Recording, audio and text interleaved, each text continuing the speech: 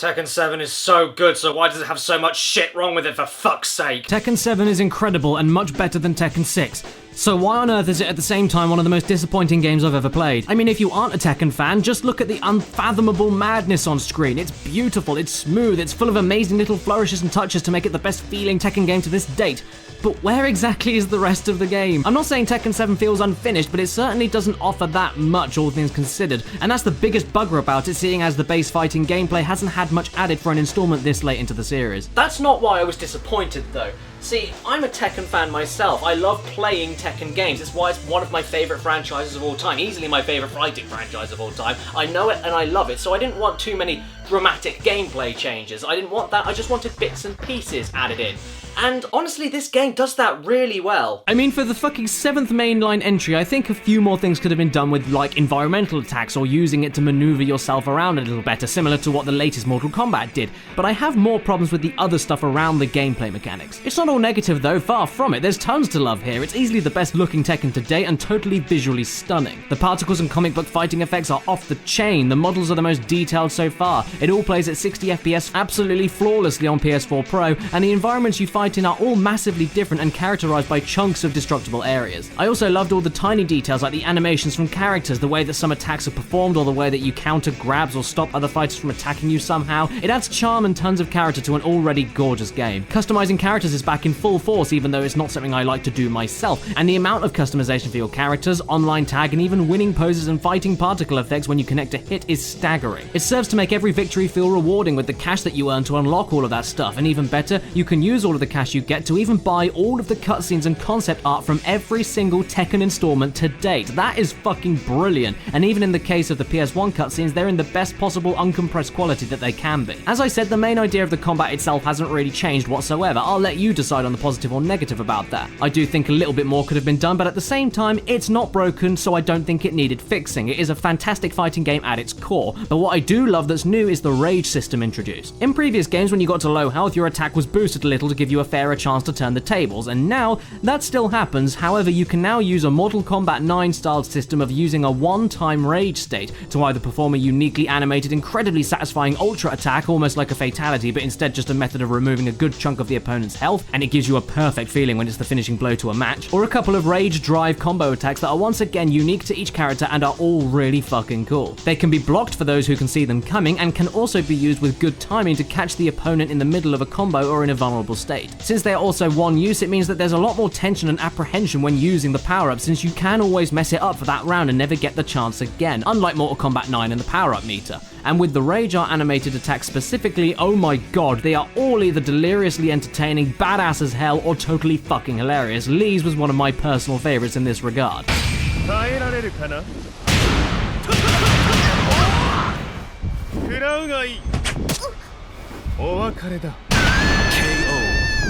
There's even other things that add to the presentation but work their way into the gameplay to make it feel so much more confrontational and epic. Whenever you hit each other at exactly the same time, the game zooms and slows down. Whenever there's a KO, the game slows down, and in the absolute best use of this slow-mo, if you avoid a character's attack and then attack back into a counter, the game also zooms and slows it down, but it never gets annoying. It's just so fucking cool. Especially when you try out the new Power Crush moves that actually absorb your enemy's attacks, and then you can strike back once in a big blow. The stages are mostly all the same thing you'd expect, with some infinite wall stages, some closed off, and some that are built to break down into other levels or have multiple phases depending on the round that you're playing. But a cool detail is how when in a versus match you can pick out a little diagram to see how each stage is built and what it will do during the battle. The funny thing is though, despite all of the new polish to the presentation and the gameplay elements, the base game, doesn't do that much new or different compared to its last installments for it to be considered like a massive groundbreaking thing. It's definitely not like what Tekken 5 did to Tekken 4, and absolutely not what Tekken Tag 2 did to Tekken Tag 1,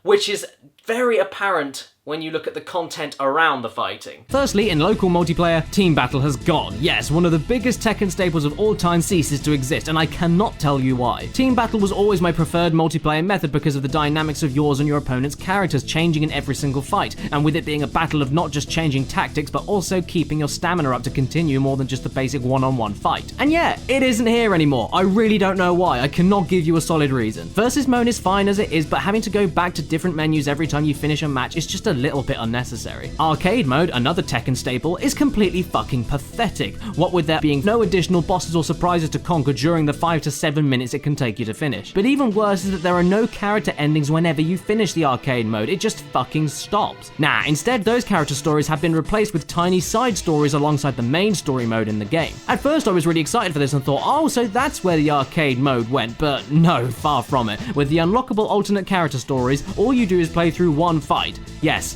one fucking fight, and watch an extremely short and anticlimactic ending that isn't funny, doesn't add to anything, and just makes you watch a flip side alternate version of the same events that you play through when you control the opposite character in their story. I mean, a couple of them made me chuckle, but as far as everything else goes, it's depressingly bare. That's all there is for character stories, and it's so damn sad, and what's even sadder is that there are no additional modes or bonuses, no Tekken Volleyball, Tekken Force, or Tekken Bowl. This is PS4 for fuck's sake, and it's the 7th main installment, not including spin-offs. Why are we going back? And I've heard a couple of rumors, but you know, rumors are ridiculously vague and pointless, so don't take my word on it at all, but I've heard and seen rumors that Tekken Bowl will be included at the game at some point, hopefully, as DLC. And if that's true, then fuck you, Namco. I paid more for this than Tekken Tag 1 when it first came out, and the amount of content in there compared to now trounces Tekken 7. What the fuck would be the logic for doing that if it turns out to be true? I don't know, but if it is true, I'm praying that it's free DLC, otherwise that's just pure bullshit. But you know, that's just rumour, so that doesn't really mean anything, all things considered. I just wanted to get my opinions out there just in case it goes down that road.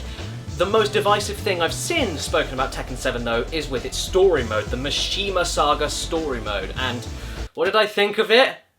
I liked it quite a lot, actually. Don't get me wrong, it's not a perfect fighting game story mode. In actual fact, it's a load of old silly bollocks. Instead of a game to introduce you to the characters and give you constantly changing situations like Mortal Kombat 9, instead, you get a continuation of the Heihachi and Kazuya Mishima rivalry, playing as a few set characters switching around, with tons of flavor text, backstory, and all narrated to you by one of the most hilariously bland and emotionless wrecks of a character I've ever heard, the Journalist. The concept of good and evil changed every day.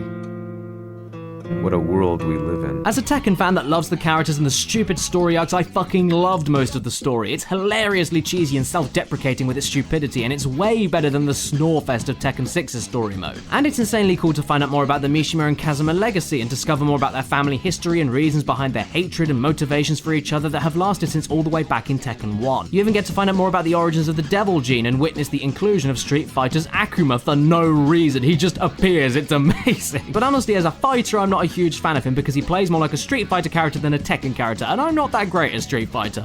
I'm not terrible, but honestly, it's not my favorite way to play at all, especially in a Tekken game. The story introductions to the new characters are flamboyant and fantastic, and the following battles are fun, along with the way they all contribute and mix in with the bigger story at work. The cutscenes and fights within them are all beautifully choreographed, and when these scenes transition into gameplay, I love how natural it feels, and I actually really appreciated getting a totally different spin and opinion shift on characters like Heihachi, and finding out if maybe he wasn't all as evil as everyone made him out to be. Not to mention that playing briefly as childhood Kazuya, playing through the cutscene prologue of Tekken 5 with the same music and everything, messing around with the guns for one stage that were actually more fun than I thought it would be, and of course the entire ending sequence, it's all epic shit. The multiple phases of Kazuya slowly turning into the hellish devil, Heihachi keeping on getting up despite constantly nearing death, the volcanic stage, it was really difficult, absolutely, but also really damn awesome.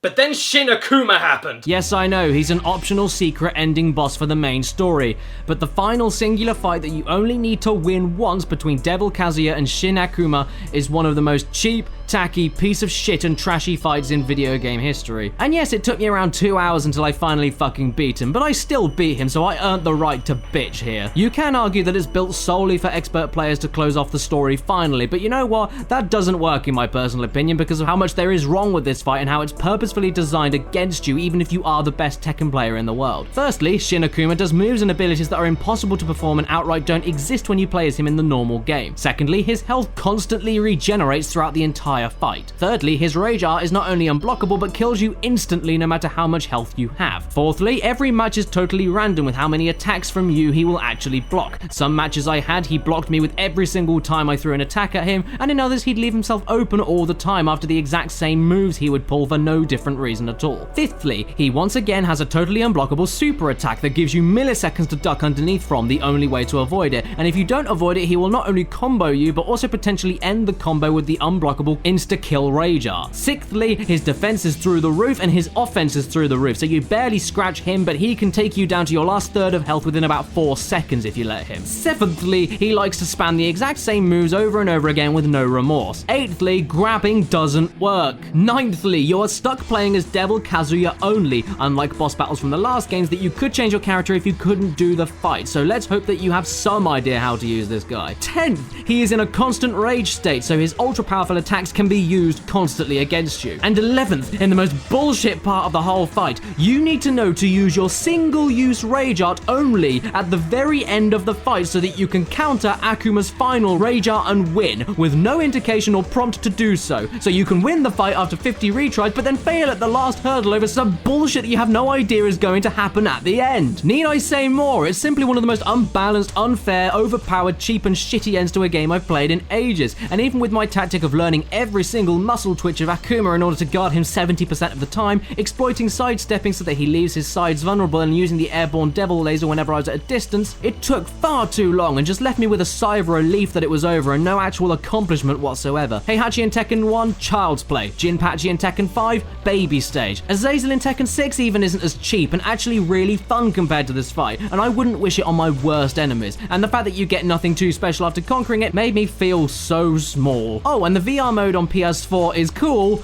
but also disappointing. There's no actual game mechanics here and you just get to beat each other up with no point in an infinite VR space. I mean, it's a cool experiment and everything, but that's it. I got footage, but I can't talk about it. So yeah, Tekken 7. I want to say it's a mixed bag, but honestly, I enjoyed it a lot more than I didn't. I just can't lie when I say that I'm really, really disappointed by it. Tekken 8, if that ever bloody happens, really needs to step itself up if it wants to stand out once again, because as it stands, I might as well just play the older games with more content, more game modes, and yeah, they may not play as nice or look as nice, absolutely, but if it gets to Tekken 8 and it's just the same shit and like, I'll just go back, so that would be a shame. Don't get me wrong though, this is a really good game. It's just not great at all, not great at all, and I am disappointed by it, so I can comfortably give Tekken 7 a 6 out of 10. If it's your birthday today or watching this video, happy fucking birthday to you, and please remember to stay beautiful.